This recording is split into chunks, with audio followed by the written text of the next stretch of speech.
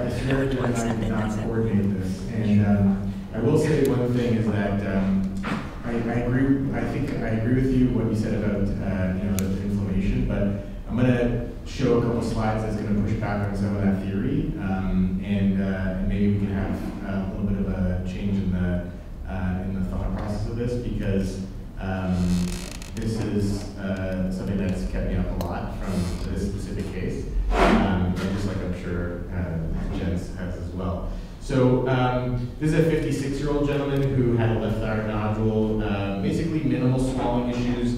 When he lied flat on his back, he felt it a little bit. In Canada, we do, or at least in Toronto, I'm seeing a lot bigger nodules than the nodules that are discussed here. We have a lot of patients that are very hesitant to have surgery for large symptomatic thyroid nodules, and it's a much different kind of pool of patients, I guess. This patient obviously has very high volume, probably around 90 or so, 80 or 90 milliliters. And his biopsy is benign. It was not growing. It's been stable for many years. But because he's had these symptoms, he decided to get it. And the symptoms were not that great, not that much, but he decided to get this procedure anyways because he thought that he's had a lot of symptoms and it's been going on for a long time. He just wanted to get rid of them. So we discussed RFA, and this is actually not a good picture. This is a better picture of the nodule.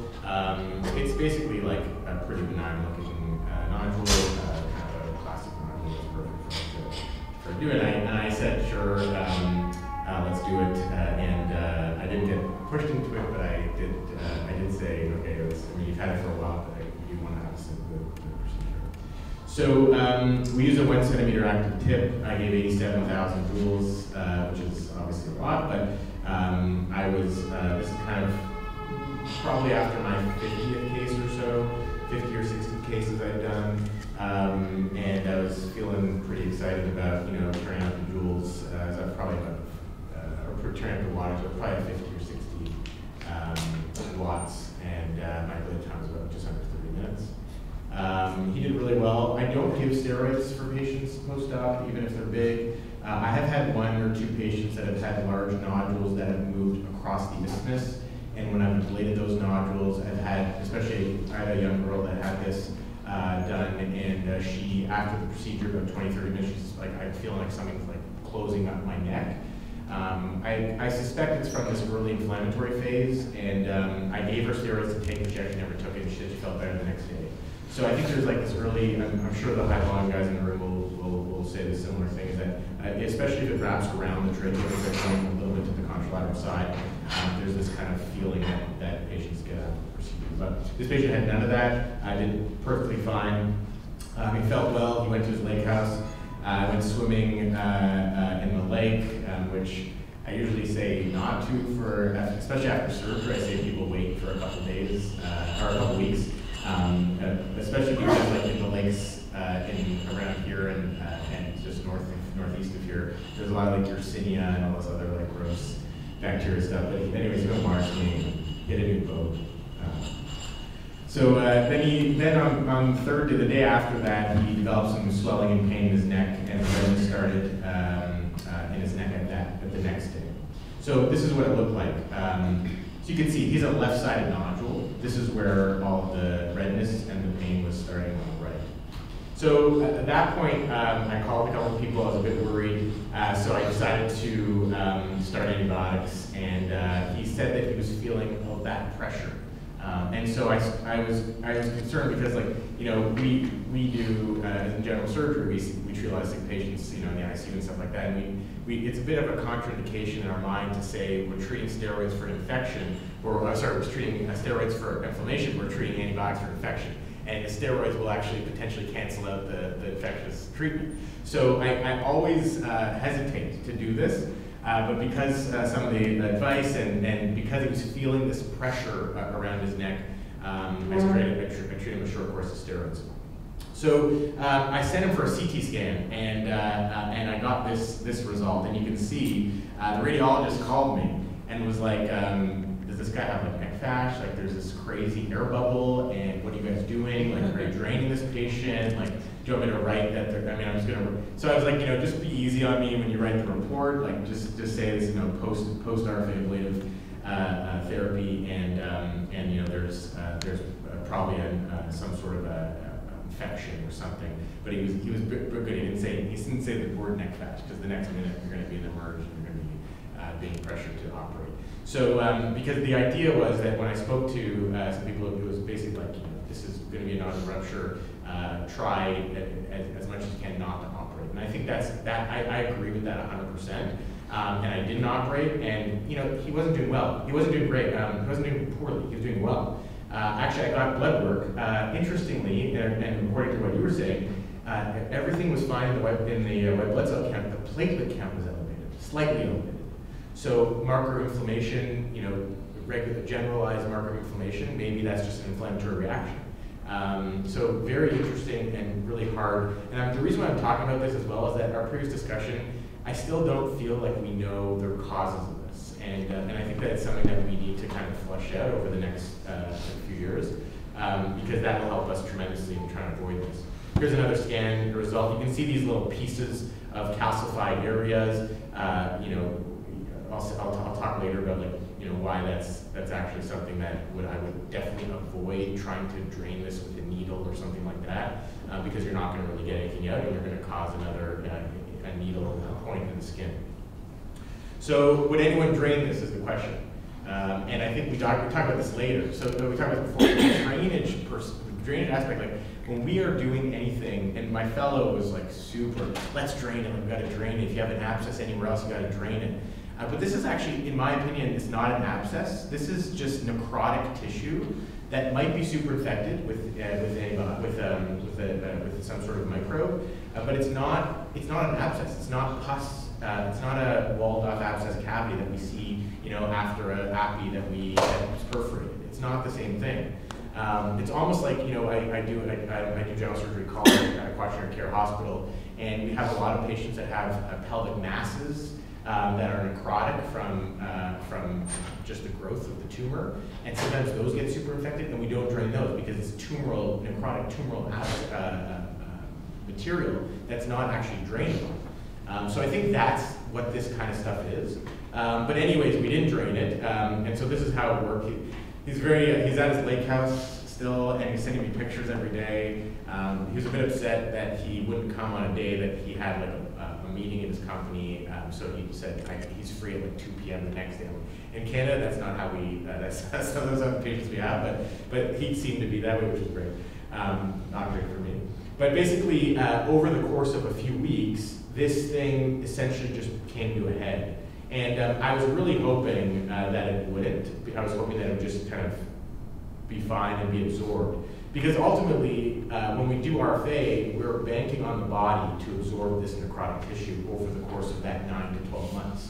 And I was hoping, even though it wasn't encapsulated, that the body would have done that. But unfortunately, in this case, it didn't. And you can see it came to the head. And then just a week later, so that's 2 or 3. So this is the early 2 weeks, 3 weeks, and then 4 weeks, 5 weeks, 5.5 weeks.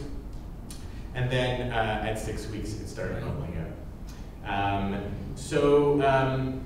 don't know if I have there's a couple more pictures that I have, but basically it started bubbling out, and it came out a little bit, and then you put a Band-Aid over it, and it kind of healed up over a few weeks. And the issue that I'm trying to figure out is, this early antibiotic surgical drainage steroids, which we talked about at length. But I think ultimately, I think we don't have really an answer yet for cause. And I will tell you, we did put a lot of jewels into this nodule. One of the things that we talked about in our rounds was that, when you have a nodule and you're coming into it like this, down, middle, higher up, and all these different planes. Ultimately, the place on the medial aspect of the thyroid nodule on the track towards that tip where that pus was coming out, which is where we actually inserted the needle, that all of that is continuous. And so is that huge amounts of heat area in that area right at the medial aspect of the nodule capsule, is that the cause of the rupture specifically? And why is it in one place? Because it only had one insertion point. The other thing is that the tract itself, like it was the only thing that was pussing out. And if we would have put, I was worried if we put another needle in. My fellow was like, just drain it, just put a drain in, just see what happens. I knew that if that was the case, and I'm sure you've seen this type of thing in your practice potentially over the years. But that was the kind of thing that I just didn't want to increase the amount of potential for that to come out in other places, because then you're talking about multiple holes, and then you may have to connect them in surgery and stuff like that. So I think from this perspective, we did get away with it, but I always worry, like when I have a complication, I want to know 100% the reason so that I don't have it again. And I think in this scenario, I wasn't entirely sure about it. So if anyone wants to like collaborate about other cases like this, I'm happy to chat with you guys, because I think that's like something that I really, there's nothing different that I did about this case than other cases, and I don't have a lot of nodular ruptures, just like everyone else. So, so I think the high amount of wattage potentially was one of the implicating factors, and maybe that area at the medial aspect of the nodule gets really hot over a long period of time is potentially the cause, but I still don't have a good understanding. But yeah. Can I have a question or comment? So you showed me the first CT and next second CT scan.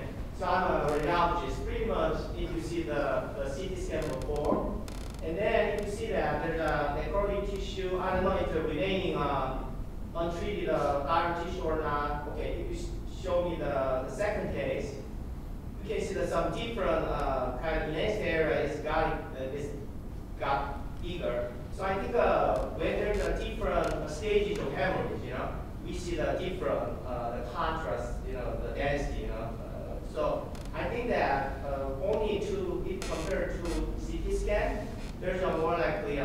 This is the same scan, by the way, it's just different. Oh, okay. Types. So then sometimes it looks like to me like more of the interval, some hemorrhage, So there's a hemorrhage. I think that there's a continued hemorrhage. I think that there's some weakened point, usually in here. So I think that in that case, we should need the access.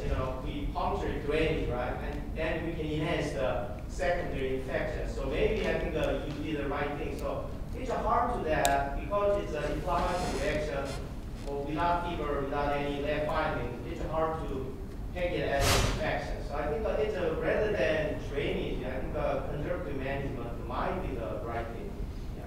I mean, I agree with you 100%. One of the things is that, yeah, obviously we do get calcification and bleeding scenarios as well. But I think in this scenario, like, you could even see like there's this kind of, are you saying maybe this is untreated capsule or this is abscess cavity? Like, it's hard to know.